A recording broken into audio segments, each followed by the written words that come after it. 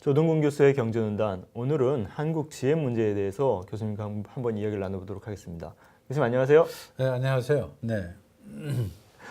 요즘에 이제 한국 GM 문제가 많이 이제 언론상에서 계속 이제 회자가 되고 있습니다. 사실 한국 GM 군산공장 폐쇄 문제, 그리고 이것을 보는 이제 우리의 시선이 GM 철수 전초전인가, 혹은 경영 정상의 디딤돌인가, 좀 이렇게 좀 볼 수 있을 것 같아요. 네, 뭐 잘 정리됐네요. 그러니까 사실은 이제 폐쇄를 이제 결정을 했죠. GM 차원에서. 네. 근데 이것이 이제 GM 전체 철수의 어떤 전초전이냐, 아니면은 이제 경영 정상화를 위한 하나의 이제 숨고르는 이제 디딤돌이냐, 이제 이거를 우리가 이제 논의를 하는 거죠. 어저께 날짜인데요. 제가 우연히 그 관악구청 서울대학교 그죠? 네, 네. 갔는데 졸업식을 했어요. 네, 뭐 많이 쏟아져 나오더라고요. 그래서 이제 2월 달이면은 이제 졸업 시즌입니다. 한 50만 이상이 이제 대학 졸업을 졸업자가. 해요. 네, 그래서 이제 레이버 마켓에 이제 노동시장에 들어오는데 그 친구들한테 다 직업을 줘야 되는 거죠, 사실. 그래서 2월 달이면 상당히 좀 조심스럽습니다, 보면. 그러니까 어떻게 취직했냐 물어보기 어려워요, 보면은.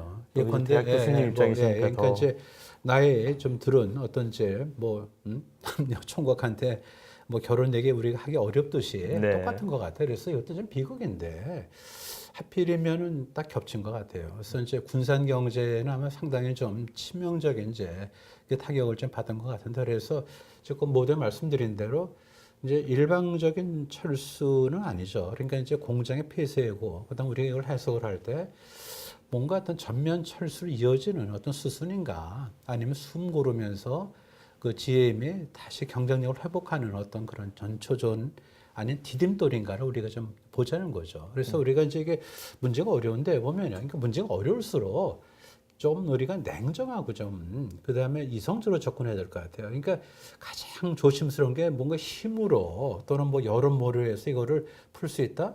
이게 국내 문제는 가능한데 GM 철수 관련된 건 이거 국내 문제가 아니거든요. 네. 그래서 가장 이성적으로 그리고 또 냉철하게 이제 접근을 해야 된다는 건데, 제가 볼 때 만약에 정치권은 노조가 뭐 지금 이럴 수 있냐, 뭐 먹튀한이 있냐, 책임져라 이렇게 하면은 시원할지 모르지만은, 그렇다고 우리가 좀 요구한다고 그걸 그대로 지금 듣고 GM이 여기서 좀 뭐 분골 세우신 한국을 위해서 기여하겠습니다라고 얘기할 건 아니에요, 보면요. 그러니까 그렇죠. 이제 GM으로서도 한국이 안락하다, 기업하고 투자하고 좋다, 이거에 좀 만들어져야 되거든요. 그래서 이제 우리가 좀 제발 좀 뭐 노조하고 정부하고 연합해서 GM을 옥조이면 해결된다라는 생각은 위험하다는 거죠. 그래서 좀 이게 한번 제가 어떻게 풀어가고 싶냐면은 GM하고 그 다음에 르노 좀 비교를 하고 싶어요. 얼마 전. 네. 그래서 이제 다 모기업이죠. 그러니까 그 르노하고 닛산 얼라이언스고 그 다음에 이제 한국 GM의 위에 이제 글로벌 GM이 있죠. 그런데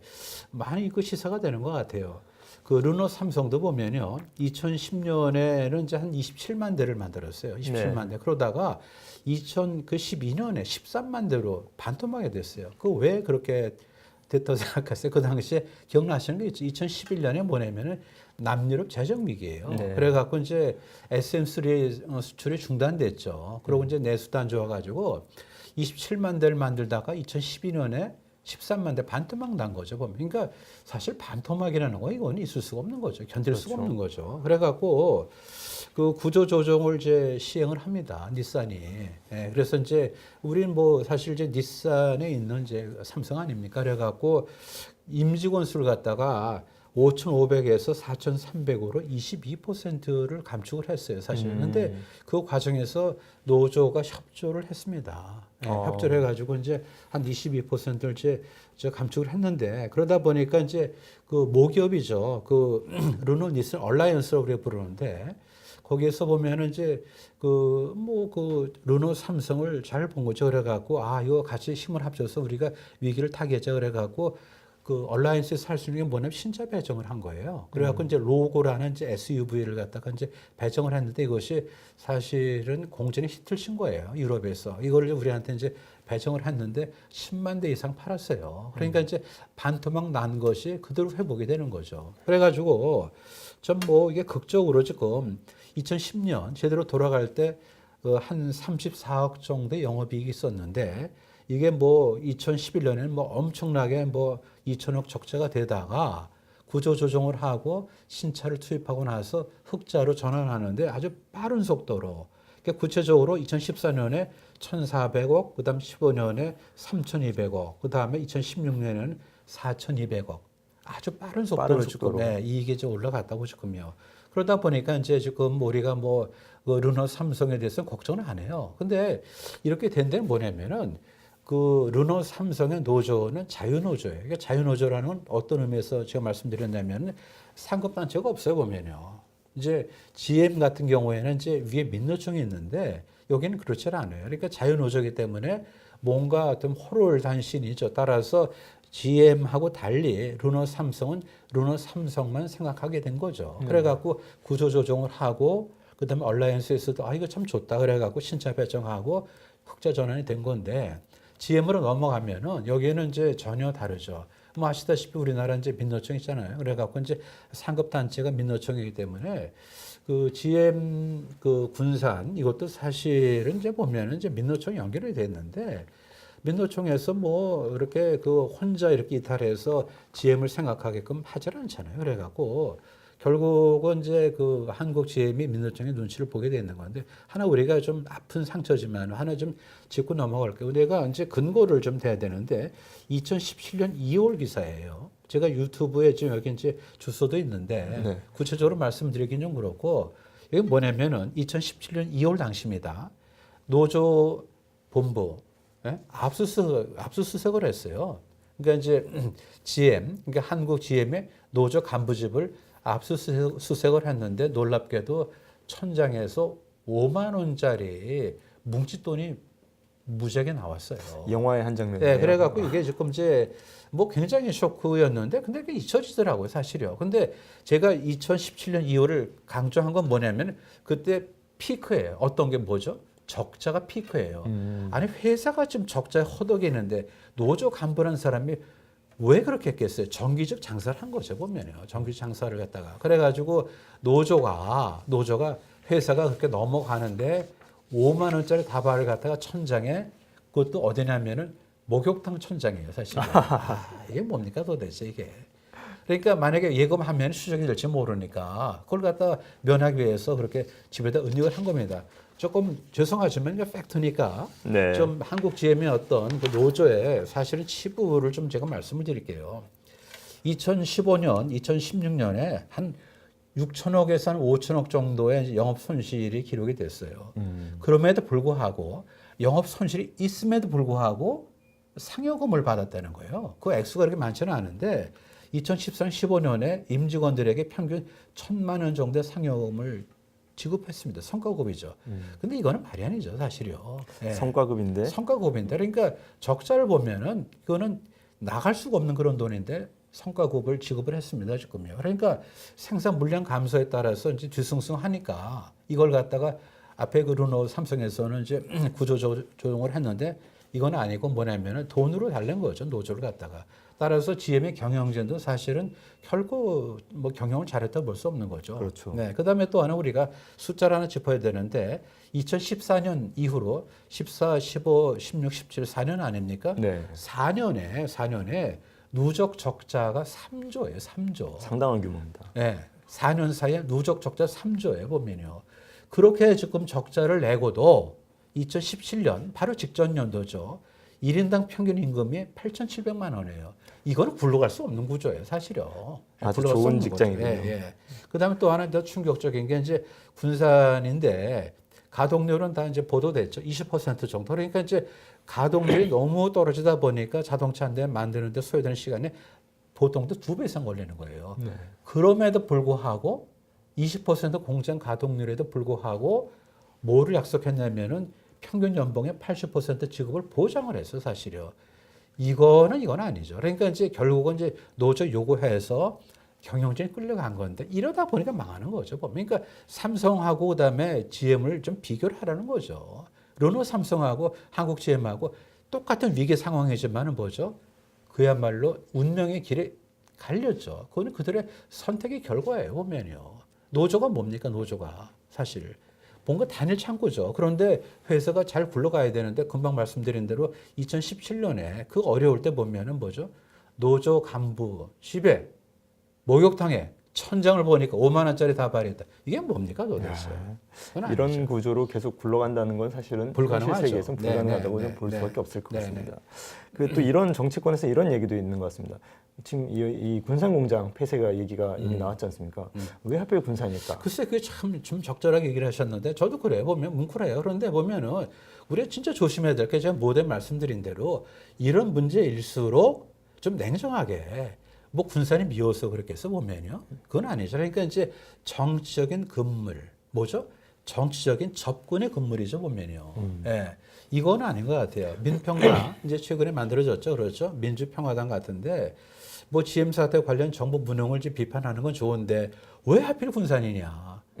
그거는 아니죠. 그건 아니죠. 그러니까 뭐 거기에 왜 또 울컥하냐면은 이제 현대 계열이죠, 사실. 그래서 이제 네. 현대중공업에서 이제 군산공장, 그죠? 중공업 이제 폐쇄를 했는데 얼마 있다가 그러니까 이제 무슨 뭐 군산이 희생양이나 그건 아니죠. 그만큼 이제 거기에 이제 그동안 이제 두 기업이 잘 굴러갈 때는 잘 돌아가겠죠. 네. 근데 그게 안 되니까 따라서 뭐 군산을 갖다 무슨 희생양 삼은 것도 아닌데 자칫 이렇게 하다 보면은 우리가 냉정하지 못한 거죠. 그래서 이제 자꾸만 우리가 뭐냐면은 뭐 시민단체라든지 또는 지역 여론이라든지 정치권 힘을 갖다 해서 뭔가 지형을 갖다 뭐 주저앉히면 되겠다. 근데 그렇게 해서 될 건 아닌 것 같아요. 뭔가 좀 그 단서를 주고 뭔가 풀어가야 되죠. 보면 이렇게 왜 하필 군산이냐 이렇게 하는 거는 이거는 좀 도움이 안 되고 단 우리가 뭐냐면 군산 지역도 우리가 그냥 중요한 지역이기 때문에 뭐 사실은 이제 고용 이제 재난 지역이나 마찬가지죠. 그래서 이제 고용 재난 지역을 우리가 이제 지정을 해서 범정부적인 또는 지방 정부적인 어떤지 지원은 필요해요. 네. 하지만 정치적인 금물, 정치적인 접근은 금물이다. 이걸 다시 한번 제가 강조하겠습니다. 네. 기업이 이제 시장에 진입을 하거나 공장을 증설하고 생산량을 늘리고 이제 이런 거에 있어서는 어떤 정치적 고려보다는 이제 시장성이라든지 앞으로의 이제 시장 전망에 대한 것이 네네. 우선이 돼야 네네. 되는데 네. 그렇지 않은 관점에서 보면 이게 조금 문제가 해결되기 좀 어렵다. 좀 이렇게 그렇죠. 보여지는 부분이 있습니다. 네네.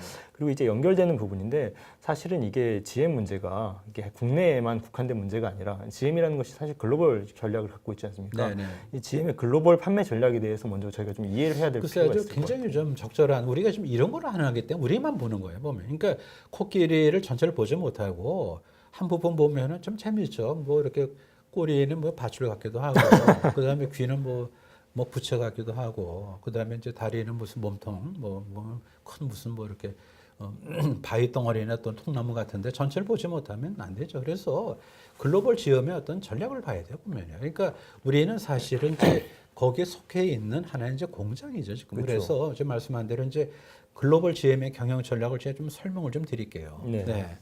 우선 2008년도에 아주 혼났죠. 2008년. 금융위기, 그렇죠. 서프라임 발. 그러니까 뭐 기본적으로 그냥 뭐 은행에다 넘어갔잖아요. 그렇죠. 서프라임. 그걸 갖다 이제 파생 이제 상품을 갖다 너무 이제 과다하게 이제 돌리다 보니까 그래갖고 2008년도에 디트로이트 초토화되는데 그 중에서도 제일 큰 GM이 놀라지 마세요. 보니까 이게 이제 제가 숫자를 미리 좀 봐왔는데 2008년도 글로벌 금융 위기 당시에 310억 불 정도의 손실이에요. 하나로 300. 하면 그러니까 이제 33조인데 지금 33조를 손해를 본 거예요. 손해를. 이거는 뭐 방법이 없는 거죠. 그러다 보니까 당연히 그 다음에 이제 2009년도 6월에 법원에 이제 파산 보호 신청을 합니다. 이제 그러니까 이제 그냥 이제 무너지기 때문에 이제 뭔가 질서에 있는 어떤 이제 그런 이제 정리를 하겠다는 거죠. 그래서 이제 파산 보호 신청을 하고 미국에서 큰 논쟁이 있었죠. GM을 버릴 거냐 아니면 살릴 거냐 그래가지고 결국은 이제 뭐 버리지 못해서 살리는 쪽으로 갔는데 그 당시에 500억 불 정도 아까 말한 대로 310억 불의 이제 결손인데 거기에 한 1.5배쯤 되는 500억 불의 구제 금융을 이제 바꿔서 대대적인 구조 조정을 합니다. 근데 어느 정도냐면은 우리 한번 좀 꼽아보자고요. 그 당시에 브랜드 4개를 갖다 되게 4개를 없앴어요. 옛날 기억하세요? 올스모빌이라고 있어요. 네. 올스모빌 없앴어요. 올스모빌. 그다음 포니에 스포츠카 그것도 없었어요 보면. 그러니까 브랜드 보면 올스모빌 그다음에 이제 펀티액 그다음에 세턴 일제차를 갖다 겨냥한 거 세턴 그다음에 이제 우리한테 잘 알려진 이제 전쟁 이제 허머, 그렇죠? 구룡차. 허머, 예. 허머 4개 브랜드를 포기를 했어요. 그러다 보니까 이제 살아남은 게 이제 지금 이제 슈보레가 제일 크죠. 슈보레 네. 살아남았고, 그다음 뷰익, 그다음에 캐딜락, 그다음에 GMC밖에 없어요. 그러니까 반을 버렸어요. 반을 버리고 14개 공장을 폐쇄를 하고 판매점, 이게 대리점이죠. 우리 치면 판매점 40%를 축소하고 2만여 명을 해고했어요. 이건 뭐 비상사태니까 가능한 얘기죠. 그래갖고 생산 능력의 40%를 줄였다고요, 지금요. 그러니까 뭐 다이어트는 뭐 이거는 뭐 진짜 그냥 거의 뭐 생명이 이제 유지가 되는데 필요한 것만 남겨놓은 거죠. 그래가지고 이렇게 감축한 끝에 2017년에 드디어 뉴욕 증시에 재상장했어요, 재상장. 그러고 1년 있다가 흑자 전환했다고. 그러니까 이거 드라마틱한데 보면은 거의 무슨 뭐 고래가 죽었다가 뭐죠? 죽었다 살아난 거죠. 근데 이제 고래가 뭐 산산이 이제 해체되고 나서 필요한 것만 이제 남겨갖고 이게 이제 2011년에 이제 흑자 전환됐어요. 그래갖고 이제 메리 베라지 현재 CEO인데 2014년에 이제 입성합니다. 보면 CEO로. 그래갖고 얘기하는 게 뭐냐면은 세계 모든 시장에서 성공하지 못한다. 그러니까 잘 할 수 있는 것에만 우리가 집중을 집중하겠다. 하겠다. 그래서 수익성이 없으면은 해외에서 가차없이 철수한다. 단 미래에는 투자하겠다. 이거에 보니까 굉장히 클리어한 거예요. 그러니까 전체 글로벌 GM을 보면서 방향 전환을 하는 거죠. 그러니까 양을 갖다 키워서 그게 중요한 게 아니고 뭔가 이익을 높이는 어떤 양질의 경영을 하고 미래를 대비하는 게 맞다라고 하는 거죠. 그래서 그 당시에 2014년에 취임하면서 이제 경영 철칙이죠. 경영 철칙. 그러니까 원칙인데 흔들릴 수 없는 어떤 원칙으로서 철칙을 발표하는데 이겁니다. 수익성이 높은 브랜드 지킨다.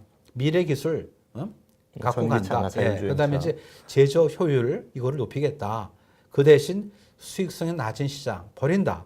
판매가 감소하는 차종 버린다. 그다음에 효율이 떨어지는 공장은 최적화. 말이 최적화지 이거는 뭐죠? 폐쇄하겠다. 그러니까 기본적으로 뭐냐면은 할 수 있는 거 다 하지 않겠다. 그죠? 잘 하는 거를 하겠다. 그 대신 미래를 대비하겠다. 이런 얘기. 그래갖고 2016년도에 이제 그 투자 설명회 IR이라고 그러죠. 그죠? 네. IR. 그렇게 얘기를 하는데 그래서 이제 투자 설명회에서 딱 두 가지 해보면요. GM은 판매량을 이익의 질과 바꾸는 거를 두려워하지 않는다. 항상 판매 대수 1위를 하는 것이 의미가 없다는 얘기예요, 사실요. 2014년도에는 판매 대수 1위를 했는데 네. 그 이후에는 판매 대수 1위에 대한 미련을 버린다고요, 보면요. 예. 그다음 두 번째 뭐냐면은 중장기적으로 수익을 내기 위해서 철수 구조 조정은 언제든지 우리는 준비가 돼 있다 이겁니다, 보면. 이건 무서운 얘기예요, 보면요. 이런 흐름 속에서 가는 거죠. 이런 흐름 속에서. 그래갖고 좀 말씀드린 대로 2014년도 판매 대수 1위를 2017년도에는 폭스바겐에 좀 넘겨줬어요. 하지만 뭐냐면은 이익의 어떤 뭐죠? 질이 좋아졌어요. 그래갖고 이자 내고 그다음에 법인세 내야 되잖아요. 그래서 네. 이자 내기 전, 법인세 내기 전 EBIT라고 그러죠. 이 이익이 2배가 됐어요. 구체적으로 숫자를 말씀드리면은 2014년도 그러니까 판매 대수를 1위 할 때 그때 66억 불에 지금 EBIT 이제 이익이 있었는데 2017년도에 128억 불이 됐어요. 두 배가 된 거예요. 이익이 2배가 된 거예요. 그러니까 1위는 놓쳤지만 판매 대수 그 이익이 대신 늘어나는. 2014년도 66억 불에서 2017년에 128억 불로 늘어난 거죠. 그래서 이 번 돈을 가지고 자율주행차 그다음에 이제 전기차. 차량 공유 기술 그다음 전기차 개발에 이걸 쏟아붓는다 그런 얘기예요. 그래가지고 조금 이익도 늘었지만 이익률 그죠? 이익률도 많이 늘었어요. 그래갖고 2013년도에는 5%. 그러니까 사실은 이제 뭐 분모가 커서 그렇죠. 5%는 결코 좋은 성적은 아닌데 이것이 2017년 직전 연도에는 9%까지 올라갑니다. 이 정도는 무지 높은 거예요, 보면. 그리고 이제 미주 시장만 보면은 12%까지 이제 올라간 거죠. 그래서 이제 어떻게 보면은 이제 GM이 뭐 군사를 빼고 구조조정하면서 굉장히 단단해진 거죠. 미래를 대비하는 쪽으로 간 거죠.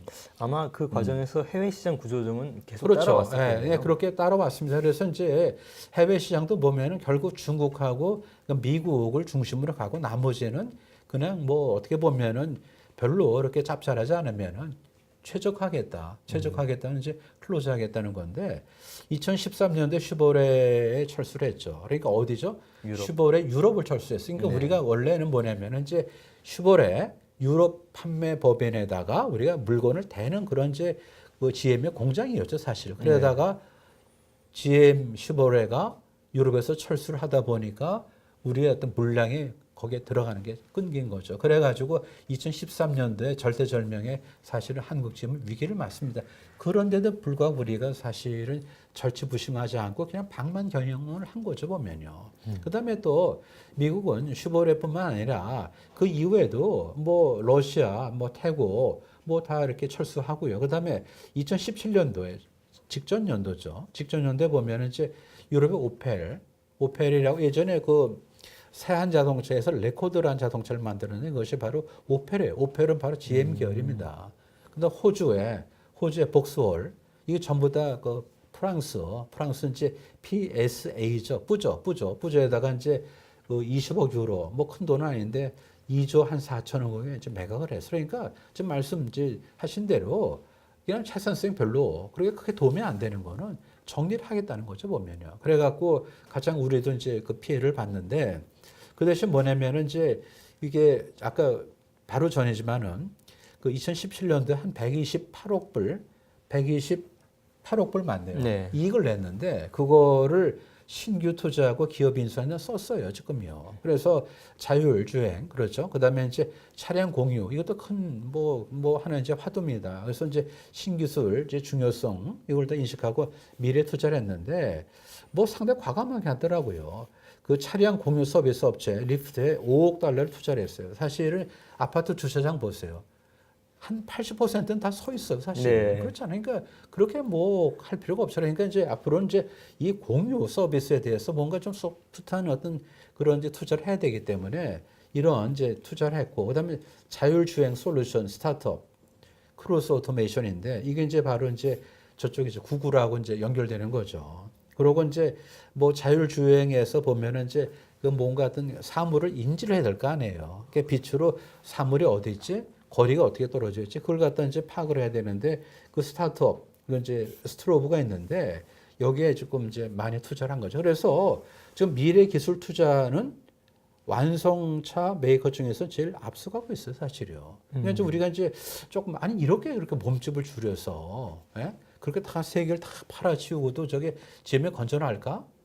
그런데 그쪽에서 보면은 그렇게 가겠다는 거죠. 그러니까 우리가 뭐냐면은 글로벌 어떤 GM 전략에서의 사실은 한국의 GM이에요, 지금. 그러니까 그런 맥락을 보지 않고 뭐 그냥 뭐 GM이 그냥 딸랑 미국에 있고 그다음에 또 딸랑 우리가 지금 있는 건 아니죠. 그러니까 이제 글로벌 어떤 기업으로서의 GM의 경영 전략, 기업 전략을 우리가 좀 이해를 해야 되겠다 하는 거죠. 네. 그 GM 같은 경우는 글로벌 경영 전략에 따라서 이제 공장을 평가를 하고 물량을 배정하고 뭐 여러 가지 요인이 있겠지만 이제 그렇게 가는데 이게 마침 이런 시점에 한국 같은 경우는 그렇지 않아도 이제 고용의 경직성이라든지 뭐 이런 부분들에 더해서 통상임금 문제라든지 이런 문제가 좀 겹쳐지면서 GM 입장에서는 굉장히 좀 큰 부담일 것이다. 그렇죠. 네. 좀 그런 생각이 좀 드네요. 네. 네. 있으면 여기까지 저희가 잠깐 하고 잠깐 좀 쉬는 시간을 가지면 좋을 것 같습니다. 네, 숨 좀 돌리고 가시죠. 네. 그 시청자분들 채널 돌리지 마세요. 2부에서 뵙겠습니다. 2부에서 뵙겠습니다. 네.